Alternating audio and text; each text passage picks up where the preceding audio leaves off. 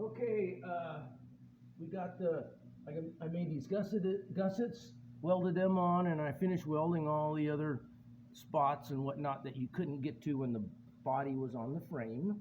That's done.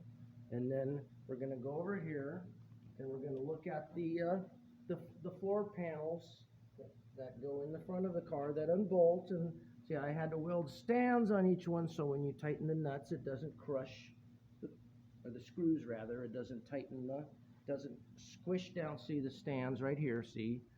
Each screw hole has a stand so it doesn't squish the sheet metal down.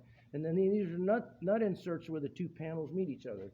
And then, so now I'll flip them over and I'll prep and prime the other underside, and then we'll get a spray can made up the color of the car, and then I can also do the same thing on the panels, but the stuff that's welded in the car, but nevertheless, here's by the way, I also wanted to show too the level that I had it when we had the earthquake yesterday, and there were no problems, thank God.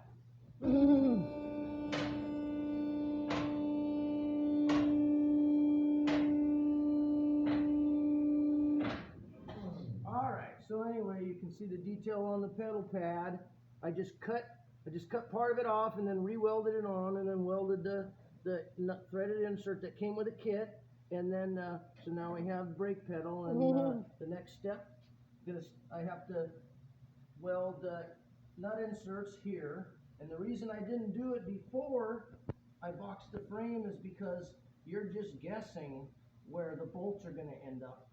And if they're off, and then you end up having a slot, all of this up here, it's a lot of work. I ended up having to do that on Steve's Roadster pickup. So I found it easier just to put the body back on the frame and see if the holes line up, and if they don't, you can move them instead of having to grind out an inch worth of wood and all kinds of other crap in the body to get the bolt to line up with the frame.